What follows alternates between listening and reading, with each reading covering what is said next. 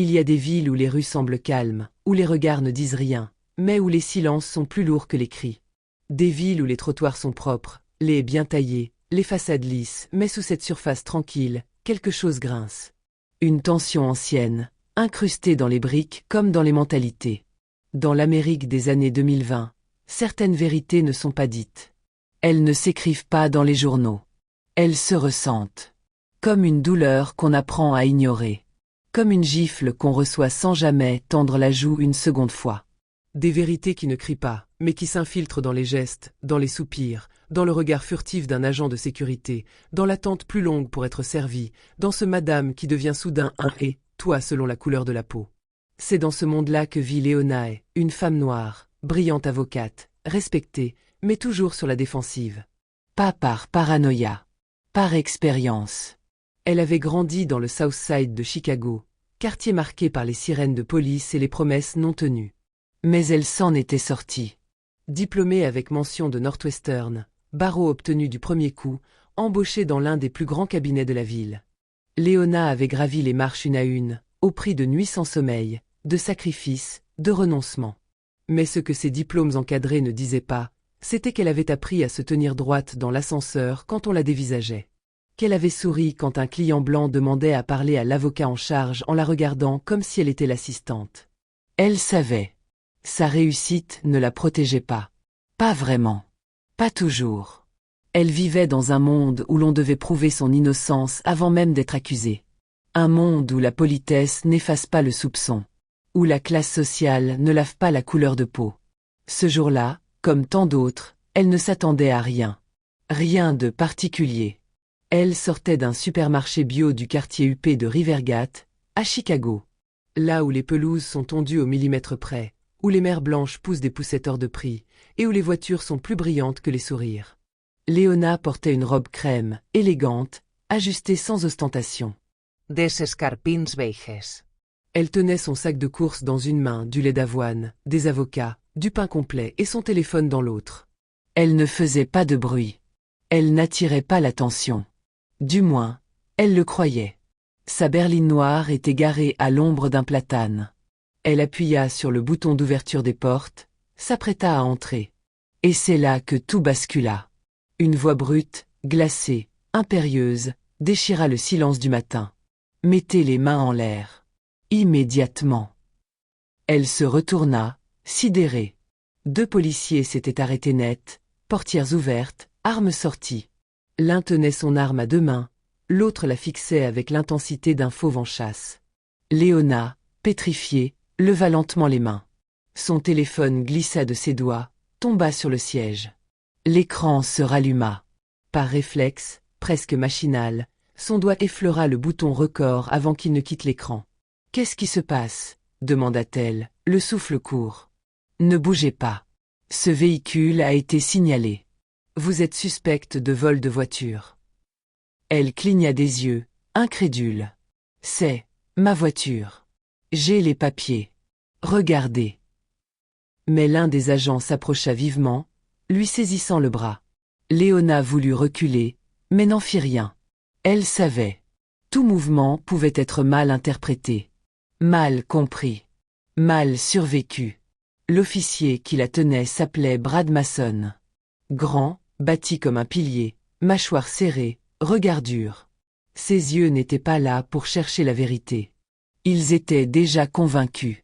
Dans son esprit, cette femme noire, seule, bien habillée, dans une voiture neuve, dans ce quartier-là, ne pouvait être qu'une voleuse, une menteuse. Une fraude. Rien dans son attitude ne cherchait l'explication. Tout en lui était accusation. Mais ce qu'il ne savait pas, ce que personne ne savait encore, c'est qu'au fond du siège, discrètement, le téléphone de Léona filmait. Il enregistrait tout. L'hostilité. Elle humiliación. Elle injusticenue. Et cette fois, le silence allait avoir un témoin. En pleine rue, à la vue de tous, Léona fut plaquée contre sa propre voiture. Le métal froid de la portière pressa sa joue, et le choc lui coupa le souffle. L'officier Mason lui serrait le bras si fort qu'elle sentit ses muscles trembler malgré elle. Sa robe crème, repassée avec soin ce matin-là, se froissa brutalement contre la carrosserie. Les plis s'imprimèrent comme un symbole cruel de cette dignité écrasée en plein jour. Son sac de course glissa de sa main, éclatant son contenu sur le bitume. Une bouteille de lait d'avoine se brisa, le liquide beige se répandant lentement autour d'elle, comme un halo absurde. Les avocats roulèrent jusqu'au caniveau, les œufs se fissurèrent. Un passant s'arrêta, sidéré, son téléphone à la main. Une femme âgée détourna les yeux. 2 adolescents, à vélo, s'arrêtèrent à distance, leurs visages figés dans l'incrédulité. Léona, elle, tentait de rester calme. Elle le devait. Elle savait que dans ce genre de moment, une voix trop haute, un regard trop franc, pouvait devenir une provocation. L'autre policier, plus jeune, semblait mal à l'aise. Il regardait la scène avec une gêne visible. Son arme était rangée depuis quelques secondes déjà.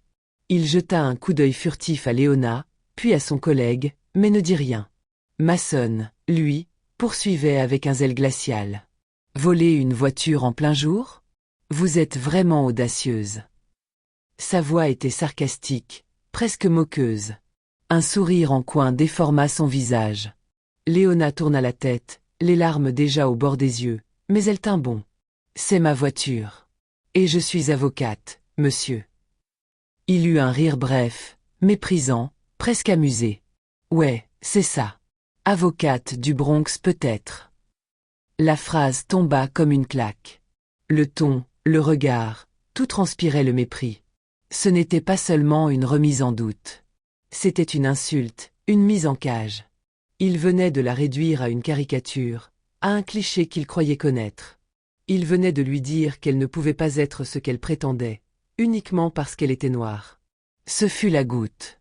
Cette pseudo-blague, ce venin raciste, masqué par l'ironie. Léona sentit une chaleur monter dans sa poitrine. Pas de peur. Déraille.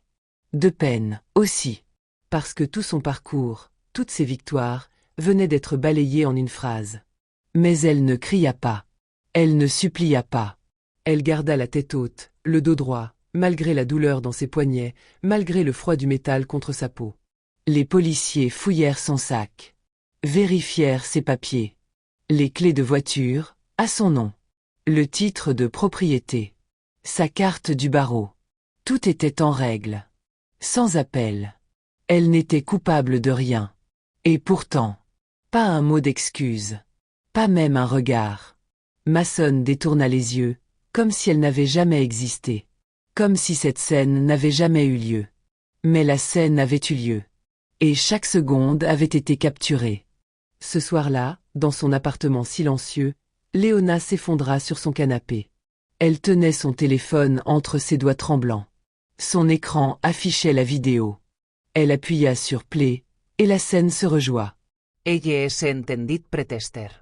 Elle vit ses propres mains trembler. Elle vit le visage froid de Mason. Elle entendit cette phrase « avocate du Bronx peut-être » et elle sentit son cœur se serrer. Les larmes vinrent, cette fois sans retenue. Pas de sanglots. Pas de cris. Seulement ce ruissellement silencieux, celui qu'on connaît trop bien quand on a appris à être forte toute sa vie. Ce n'était pas la première fois qu'elle subissait cela. Non. Il y avait eu l'incident dans le hall d'un immeuble où un homme l'avait prise pour une domestique. Le refus d'un taxi. Le regard d'un banquier. Les murmures dans un cabinet d'avocat. Mais cette fois, elle avait la preuve. Cette fois, c'était filmé. Elle resta des heures à fixer cette vidéo. À se demander, est-ce que ça changera quelque chose? Et puis, lentement, la colère se transforma en courage. Léona savait ce que cela impliquerait. L'exposition. Les critiques. Les insultes peut-être. Mais elle savait aussi que se taire, c'était leur donner raison. Elle publia la vidéo. Et sous la vidéo, elle écrivit. Aujourd'hui, j'ai été humiliée. Non pas parce que j'étais fautive, mais parce que j'étais noire dans un quartier riche. J'ai choisi de filmer. Regardez.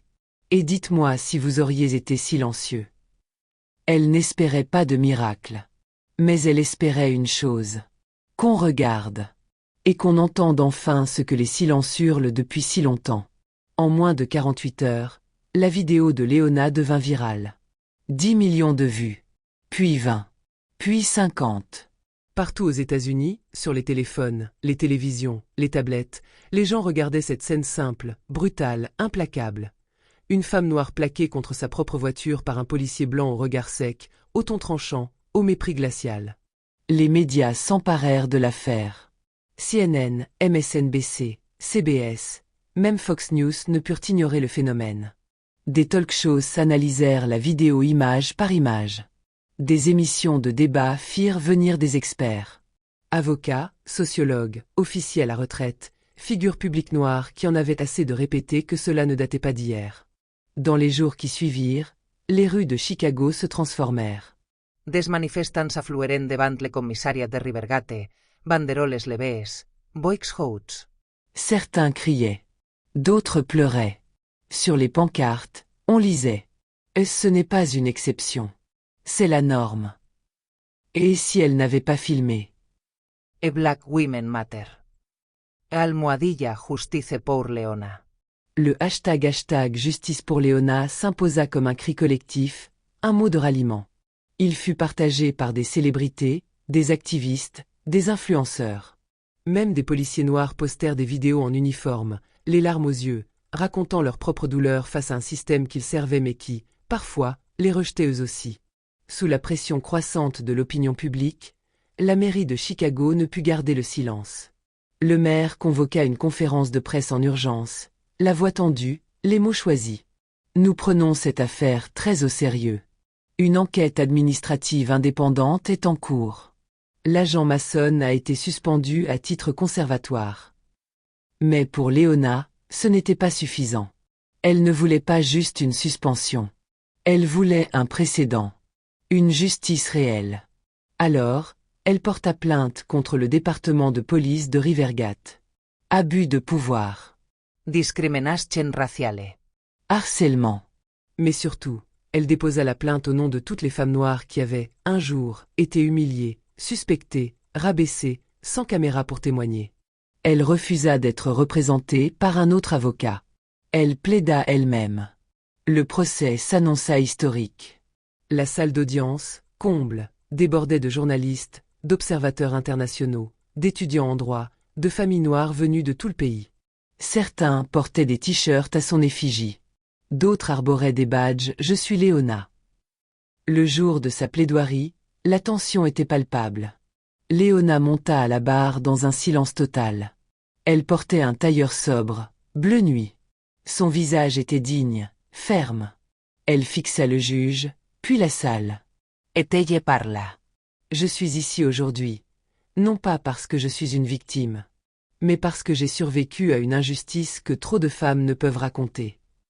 Elle raconta les faits, décrivit chaque seconde. Elle cita les lois bafouées. Elle cita aussi les noms de femmes que personne ne connaissait, arrêtées pour mauvaise attitude, pour comportement suspect, pour avoir existé dans le mauvais quartier. Sa voix trembla, puis se raffermit. On ne m'a pas arrêtée parce que j'avais volé une voiture. On m'a arrêtée parce que j'étais noire dans un quartier qui ne voulait pas de moi. Et si je n'avais pas filmé, on ne m'aurait jamais cru. Ce n'est pas ma carrière qu'on a salie. C'est ma dignité. Et elle ne se lave pas avec des excuses. Elle se restaure avec de la vérité. La salle fut secouée. Plusieurs jurés avaient les larmes aux yeux. Le procureur lui-même sembla troublé. Les chaînes de télévision retransmirent son discours en direct. Sur Twitter, les extraits vidéo tournèrent en boucle. On le compara au discours d'Angela Davis. On le graba sur des pancartes. On le récita dans des écoles. Quelques semaines plus tard, le verdict tomba. L'officier Mason fut reconnu coupable de conduite inappropriée et licencié définitivement. Le département de police fut condamné à verser des réparations financières à Leona, qu'elle redistribua en grande partie à des associations luttant contre les violences policières et les discriminations raciales. Mais au-delà de l'argent, ce fut une victoire morale. Une brèche dans un mur qu'on disait indestructible. Leona devint un symbole. Pas une héroïne parfaite. Pas une martyre. Mais une femme noire qui avait osé dire non. L'officier Brad Mason, pendant des semaines, avait gardé le silence. Impassible. Raide comme un roc. Mais lors de sa déposition finale, quelque chose céda. Ce n'était ni un cri, ni une confession dramatique, c'était une vérité douloureuse, dite presque à voix basse, comme une honte enfin libérée. Je ne l'ai pas vue comme une femme. Ni comme une avocate. Juste comme une menace. Parce que, on m'a appris à penser comme ça. Le système m'a formé à la méfiance automatique. Surtout envers ceux qui n'avaient pas l'air de correspondre point. Il baissa les yeux. Certains jurés froncèrent les sourcils. D'autres hochèrent lentement la tête. Pas pour l'absoudre. Mais pour comprendre ce que beaucoup refusaient d'admettre. Le racisme n'était pas qu'un écart individuel. C'était une éducation invisible. Mason perdit son bail. Pas avec fracas, pas avec des menottes. Mais avec un formulaire froid, signé dans un bureau vide. Pour lui, ce n'était pas qu'une sanction. C'était une destitution morale. Il devint, malgré lui, le visage de ce que la police devait changer. Mais l'histoire ne s'arrêta pas là. Grâce à la pression populaire, à la mobilisation juridique et à la clarté du verdict, une réforme fut officiellement votée à Chicago. Chaque patrouille de police fut équipée de caméras piétons, activées automatiquement. Une cellule de surveillance citoyenne indépendante fut créée, avec pouvoir de recommandation et droit d'investigation. Une formation annuelle contre le biais racial devint obligatoire pour tous les agents en service. Ce que Léona avait déclenché n'était pas juste un mouvement. C'était un changement structurel. 1 an plus tard, Léona ne chercha pas à capitaliser sur sa célébrité. Elle n'accepta ni les contrats publicitaires, ni les invitations à des émissions spectaculaires. Elle fit quelque chose de bien plus profond. Elle créa la fondation et Justice Project. Installée dans un ancien tribunal désaffecté, au sud de Chicago, la fondation devint rapidement un sanctuaire pour les invisibles. Chaque jour, des femmes, des hommes, des jeunes adultes, franchissaient ses portes, parfois avec un simple mot. Ils m'ont arrêté, je n'ai rien fait.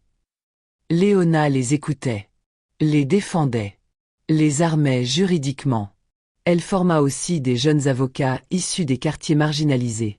Elle leur apprenait à connaître la loi, mais aussi à ne jamais oublier pourquoi ils avaient voulu la défendre. Puis vint son livre. Le droit de respirer, un essai intime, à la fois témoignage, manifeste et appel à la justice. Elle y racontait tout, son enfance, son ascension, l'agression, le procès, l'après. Mais surtout, elle y posait une question centrale. Pourquoi faut-il encore prouver notre humanité pour exister en paix? Le livre devint un best-seller en quelques semaines. Traduit dans 14 langues. Étudié dans des universités de droit. Adapté en pièces de théâtre dans certaines écoles secondaires. Léona refusa qu'il soit adapté au cinéma, elle ne voulait pas de fiction, elle voulait des faits. Et chaque fois qu'un journaliste lui posait la même question, encore et encore. Si vous pouviez revenir en arrière, éviter ce moment, le feriez-vous? Elle répondait, sans hésiter, avec cette lumière tranquille dans les yeux. Je ne le regrette pas. Parce que ce jour-là, j'ai allumé ma caméra. Et j'ai éteint leur silence. La caméra de Léona n'avait pas seulement capturé une injustice. Elle avait déclenché une vérité. Et dans ce monde où le silence tue, elle avait choisi de filmer. De parler. D'agir. Et toi, veux-tu que l'on explore ce que devient la Fondation? Ou peut-être une suite, plusieurs années plus tard, avec une nouvelle génération influencée par Léona?